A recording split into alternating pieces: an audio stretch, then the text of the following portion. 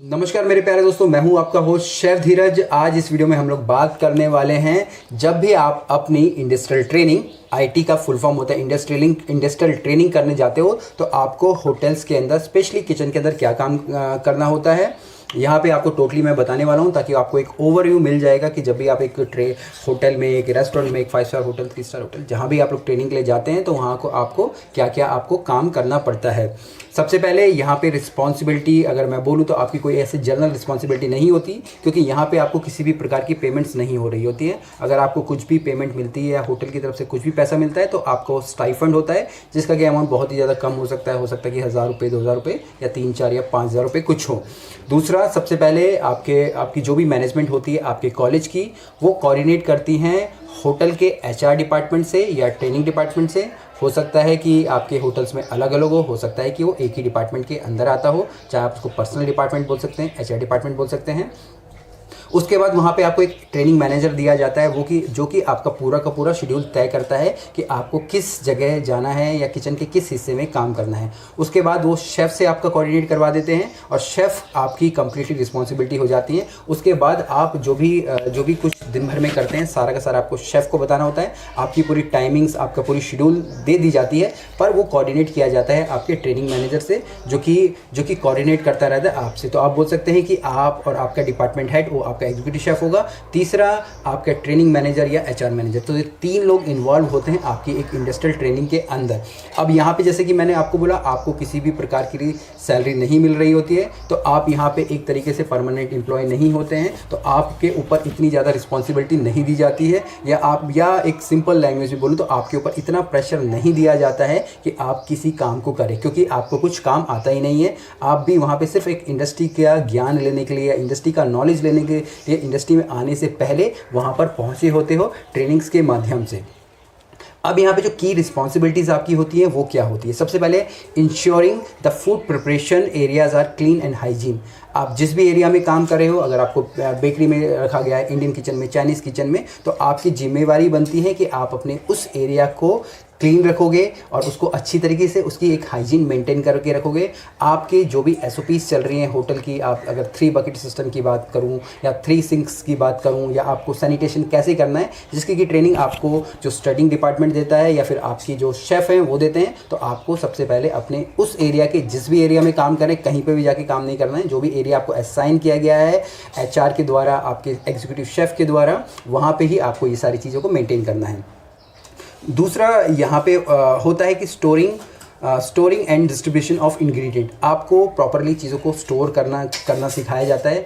आप स्टोर से जो भी सामान लेके आते हैं, होटल्स के अंदर बड़े बड़े स्टोर होते हैं, आपका वेजिटेबल प्रिपरेशन अलग होता है, वेजिटेबल स्टोर्स अलग होते हैं, फिर आपके ड्राई स्टोर हो गए, फ्रोजन आपके अलग हो गए, बूचने के लिए आप लोग अलग कहीं पे जाते हो, या बेवरेजेस का डिपार्टमेंट आपका होता है अलग, उसके लिए जाते हो, पैकेजिंग मटेरियल आपका मिलता है उसके लिए अलग जाते हो। तो वो सारा का सारा सामान ला के आप उस स्टोर से पिकअप करके उसके बाद अपने किचन के जो स्टोर में प्रॉपरली अरेंज करते हो, उनके अच्छे से चेक करते हो कि उनकी एक्सपायरी डेट है, कहाँ पे रखना है, लीफो और फीफो का आप मेथड वहाँ पे यूज़ करते हो। तो ये बहुत ही एक इम्पॉर्टेंट काम हो जाता है। इसके बाद हमारा यहाँ पे जो तीसरा काम आता है वो आता है आपका वॉशिंग, पीलिंग, चॉपिंग, कटिंग और food stuffs and helping to prepare salad and desserts. अब यहाँ पे जो भी आप ट्रेनिंग वाले आते हैं, उनको यही काम सबसे पहले सौंपा जाता है कि उनको सब्जियाँ लानी है, उनको अच्छे से धोना है, साफ़ करना है, उनकी कटिंग करनी है, चॉपिंग करनी है। आप लोगों को 50-50 किलो आलू और प्याज दे दिए जाते हैं, जिसको कि आपको अच्छे से पील करना होता है, धोना होता है, काटना, चॉप करना, ये सारे काम आपको दिए जाते हैं। साथ साथ सिंपल सामान जैसे कि सैलड्स काटना हो गया, खीरे टमाटर काटना हो गया, गाजर पील करना हो गया, ये सारे काम आपको दिए जाते हैं, क्योंकि इसमें इतना ज़्यादा कोई स्किल्स नहीं लगते हैं, इतना ज़्यादा एफर्ट्स भी नहीं लगता है। तो सिंपली आप लोग समझ जाते हैं, क्योंकि अगर आपको कोई डिश प्रिपेयर करने के लिए दी जाएगी तो आप उस डिश को ख़राब कर दोगे, क्योंकि ना आपको रेसिपीज़ मालूम है, ना आपको उस होटल की एसओपीज़ मालूम है, ना ही आपको उस डिश का कोई टेस्ट मालूम है। दूसरा, सिंपल डिज़र्ट, जैसे कि मान लीजिए कि कई सारे चॉकलेट केक्स बन रहे हैं, तो उनके ऊपर गार्निश लगाने के लिए आपको दे दिया जाता है। कई सारे मग केक्स होते हैं, कप केक्स होते हैं, ड्रिंक्स होते हैं, जिसमें कि सिर्फ आपको पूरा का पूरा प्रोडक्ट देके तैयार होता है और आपको जस्ट रिफिलिंग करनी होती है या उसको जस्ट कॉपी करना होता है। तो ये सिंपल चीज़ें आपको यहाँ पे दी जाती है।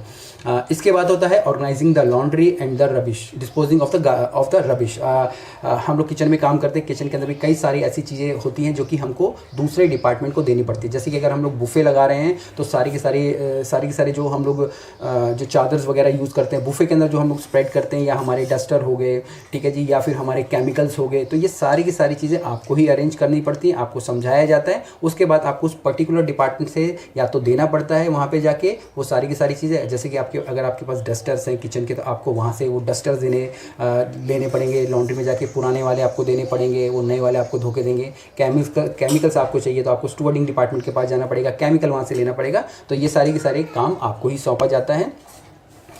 इसके बाद है cleaning the food preparation equipment, floors and other kitchen tools and area. ये सबसे लास्ट काम है। आपको आपके जो फूड प्रिपरेशन का एरिया है वहाँ पे जो भी इक्विपमेंट है, आपके बफेलो चॉपर्स हो जाते हैं, मिक्सी हो जाती है, ग्राइंडर्स हो जाते हैं, आपके इडली की मशीन हो जाती है, तो ये सारे के सारे आपको खुद ही साफ़ करने पड़ते हैं। अगर आप होटल्स में कहीं भी किसी 5 स्टार होटल में जाएंगे तो जो टेबल्स वगैरह सारे के सारे जो किचन में काम कर रहे हैं, चाहे कॉमी हो, शेफ़ हो, जिसकी भी ड्यूटी है, वो सारी चीज़ें क्लीन करते हैं। बाकी जो फ्लोर के ऊपर होता है, फ्लोर पे जो भी नीचे गिर जाता है, वो जो स्टूवर्डिंग या यूटिलिटी वाले होते हैं वो साफ़ करते हैं। तो ये सारे के सारे किचन के टूल्स हो गए, आपके खुद के नाइफ़ हो गए, आपके खुद के चॉपिंग बोर्ड हो गए, ये सारे के सारे आपको ही यहाँ पे करने पड़ते हैं। अब यहाँ पे अगर मैं बात करूँ, आप देखेंगे जो भी काम है आपको यहाँ पे किसी भी प्रकार की एक तरीके से रिस्पॉन्सिबिलिटी नहीं दी जा रही है। सारे के सारे आपको हेल्पिंग वाले ही काम दिए जा रहे हैं, क्योंकि आपको यहाँ पे कोई सैलरी नहीं मिल रही है। दूसरा, अगर मैं यहाँ पे स्किल्स की बात करूँ, अगर मैं इन सब चीज़ों को अगर जोड़ के देखूँ तो यहाँ पे क्या है, सबसे पहले understanding the importance of health and hygiene. आपको समझाया जाता है और सिखाया जाता है कि इंपॉर्टेंस क्या है हेल्थ की और हाइजीन की। दूसरा, यहाँ पे आपको प्लेंटी ऑफ स्टेमिना, आपको बहुत ही ज़्यादा स्टेमिना चाहिए होता है, बहुत ही ज़्यादा यहाँ पे थकाने वाला काम होता है। आपको 14 घंटे की शिफ्ट करनी पड़ती है, तो यहाँ पर आपको एक तरीके से बहुत ज़्यादा स्टेमिना चाहिए होता है। और इसके बाद जो नेक्स्ट आती है कि ability to learn and listen fast. यहाँ पे आपको ये भी सिखाया जाता है कि आपको जल्दी से जल्दी कैसे चीज़ों को सुनना है, समझना है और जल्दी से उनको सीखना है। साथ साथ आपको यहाँ पे ये भी सिखाया जाता है कि आपको किस तरीके से एक टीम के अंदर रह के काम करना है, जो कि सबसे ज़्यादा इंपॉर्टेंट है किसी भी एक ऑर्गेनाइजेशन की सक्सेस के लिए। तो ये सिंपल काम होते हैं, देखा जाए तो बहुत सिंपल है, कोई इतनी बड़ी बात नहीं है, पर यही करने के लिए हम लोग IT ही नहीं कर पाते, IT ही आधे से ज़्यादा लोग छोड़ के आ जाते हैं। चाहे आप एक छोटे होटल में काम कर रहे हो, चाहे वो 3 स्टार हो, 5 स्टार हो, कोई रेस्टोरेंट हो, यही बेसिक चीज़ें होती हैं जो आप लोगों से करवाई जाती है। आप लोगों से किसी भी प्रकार का फूड का प्रिपरेशन नहीं करवाया जाता है, क्योंकि वो एक अलग लेवल हो जाता है जिसमें कि स्किल्स चाहिए होते हैं, और इस समय आपके पास कोई भी स्किल्स नहीं होते हैं। तो जितना जल्दी आप इन चीज़ों को लर्न करेंगे, जितना जल्दी इन चीज़ों को सीखेंगे, उतना जल्दी आप इम्प्रूव करते हैं। और जब भी आप एज अ कॉमी 3 ज्वाइन करते हैं, कॉमी 2 ज्वाइन करते हैं, या इसके बाद अगर कहीं पर भी आप जाके जॉब ट्रेनिंग के लिए अप्लाई करते हैं, तो यही सारी चीज़ें बेसिक्स आपको पूछी जाती है। साथ साथ अगर आप अपनी IT के लिए जा रहे हैं तो आप अपने साथ अपनी एक डायरी और एक पेन जरूर लिखिएगा। जो भी दिन भर में आप कर रहे हैं या जो भी आप कुछ नया देख रहे हैं उनको ज़रूर लिखिएगा, मेंशन ज़रूर कीजिएगा, ताकि आप फ्यूचर में आपको वो रेसिपीज़ याद रहें। क्योंकि जब भी आप कुछ लिखते हैं तो आपको वो चीज़ें याद रहती हैं। कुछ भी क्वेश्चन हो, कमेंट्स हो, आप मुझे नीचे लिख के भेज सकते हैं। फिर मिलेंगे एक नई वीडियो में, तब तक के लिए जय हिंद।